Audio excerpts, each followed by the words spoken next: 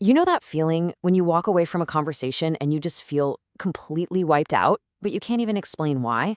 Well, today we're going to talk about a really powerful tool for dealing with exactly that. It's a way to protect your mental well-being and, honestly, just stay sane. So let's dive in. This quote from peer counselor Nisa Pasha just hits home, doesn't it? Every interaction carries a psychological price tag. We don't really think about it that way, but every single meeting, every email, every argument, it costs us something. It can chip away at our energy, our focus, and our peace of mind. So if everything is a price tag, the big question is, how do we manage the bill, right? How do we stop ourselves from going into, psychological debt? Well, thankfully, Nisa Pasha has a really powerful strategy for this. And that strategy, that tool, is a concept she calls purity of intent. Now, this isn't about judging people as good or bad. Think of it more like developing a kind of internal radar for the energy you're letting into your life. It's really a survival skill, especially when you're in complex environments. Okay, so what does purity of intent actually mean? It's really about learning to spot authenticity. You're asking yourself, are this person's actions actually lining up with what they're saying? Are they coming from a place of integrity, or is their behavior kind of clouded by something else? Like their own unresolved issues, their ego, or some hidden agenda. Again, it's not about good versus bad people. It's about recognizing where their actions are truly coming from.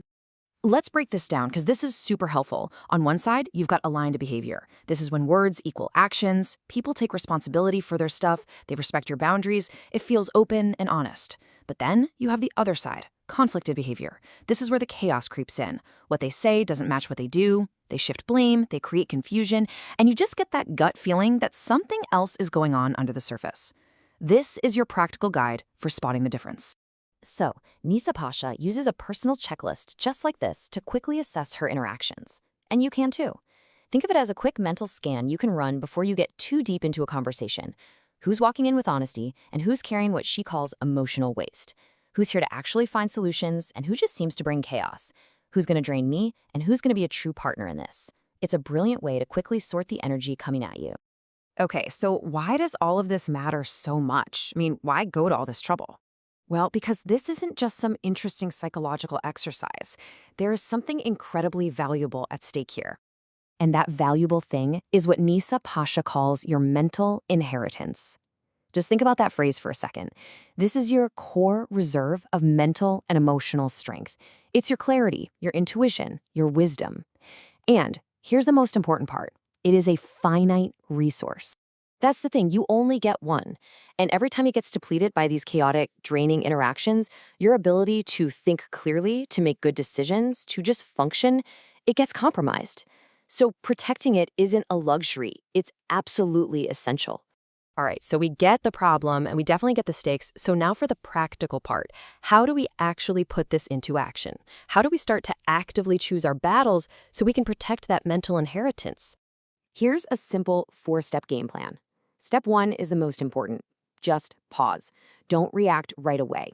Take a breath.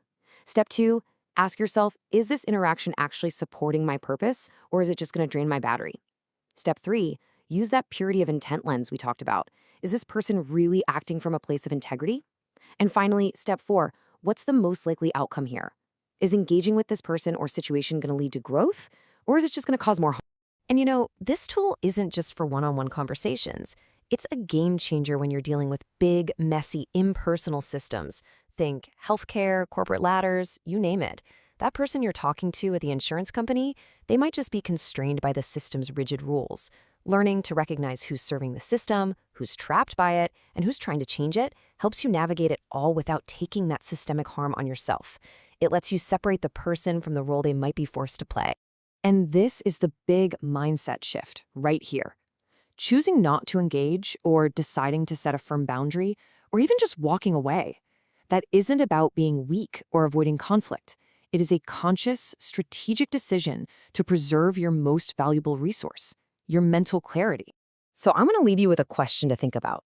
As you go into your week, think about the conflicts on your horizon, or maybe those draining interactions you're already dreading. What is one battle, just one, that you can strategically choose not to fight, all in the name of protecting your own mental inheritance?